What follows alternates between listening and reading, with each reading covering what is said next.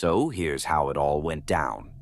A few months ago, my friend Greg was living in this old two-story house in a pretty quiet neighborhood. It was the kind of house that always seemed to be a bit off, but not in a spooky way, just in a way that made you think something wasn't quite right. The walls were thin and the stairs creaked with every step. Greg and I had been friends for years, and I was over at his place almost every weekend. One Saturday evening, Greg and I were hanging out in his living room, just chatting and catching up. We were about to head out to grab some dinner when Greg's phone rang. It was his ex-girlfriend, Lisa. I didn't know much about her other than that their breakup had been pretty rough. Greg didn't really want to answer, but he did anyway, probably to avoid any more drama. While he was on the phone, I decided to head upstairs to use the bathroom. As I was walking up, I heard Greg's voice sounding a bit tense. I didn't think much of it at the time. I went into the bathroom, did my thing, and then went to the guest room at the end of the hall. That room had always felt a little strange to me, like it had a different vibe from the rest of the house. I was sitting on the bed, fiddling with my phone, when I heard a faint thump coming from the other side of the wall. It wasn't very loud, just a soft noise like something heavy had been dropped. I assumed it was probably just Greg moving around, or maybe the house settling. But then I heard something that made my blood run cold, an angry, muffled voice coming from the other side of the wall. It was Lisa. Her voice was raised, and she sounded like she was yelling at Greg. I thought about going downstairs to see what was going on, but I hesitated. Greg's voice sounded calm but strained. After a few minutes, the shouting stopped. Greg came upstairs to the guest room, his face pale.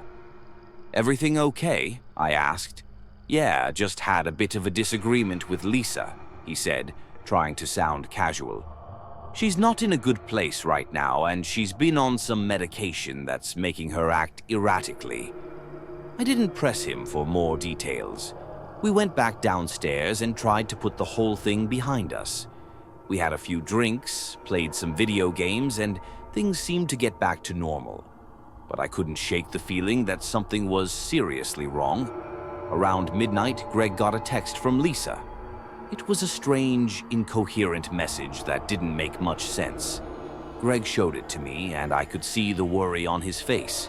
He tried to call her back, but she didn't answer. After a while, he decided he should go over to her place to make sure she was all right. I offered to come with him, but he said it was probably best if I stayed behind.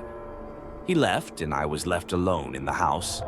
I decided to stay up and watch some TV, trying to distract myself from the uneasy feeling I had. A couple of hours later, around 2 a.m., I heard a loud crash from downstairs. My heart skipped a beat. I grabbed a flashlight and went downstairs, my mind racing. I searched the living room and kitchen, but everything seemed to be in order.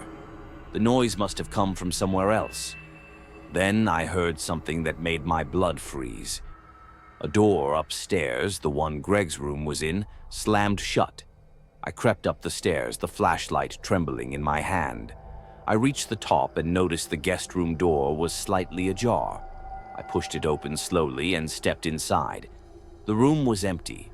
The bed was made and everything seemed normal except for one thing. Greg's phone was lying on the floor next to the bed, and it was cracked. I picked it up, feeling a pang of dread. I dialed Greg's number, but it went straight to voicemail. I went back downstairs, feeling more anxious by the second. I decided to call the police. I explained the situation and asked them to check on Greg. I waited for what felt like hours. Finally, the police arrived, and I could see their flashlights sweeping around the house. They went upstairs, and I stayed downstairs, pacing nervously. The worst moment came when one of the officers came down with a solemn expression. He told me they had found Greg's body in his room. It turned out that Lisa, in a fit of rage brought on by her medication, had come to the house. She had forced her way in and attacked Greg. The police said she had been found in a nearby alley, incoherent and still carrying the weapon. I felt numb. Greg was gone, and I had been right there, so close, but completely powerless. The house felt colder than ever, and the walls seemed to close in on me as I tried to make sense of it all.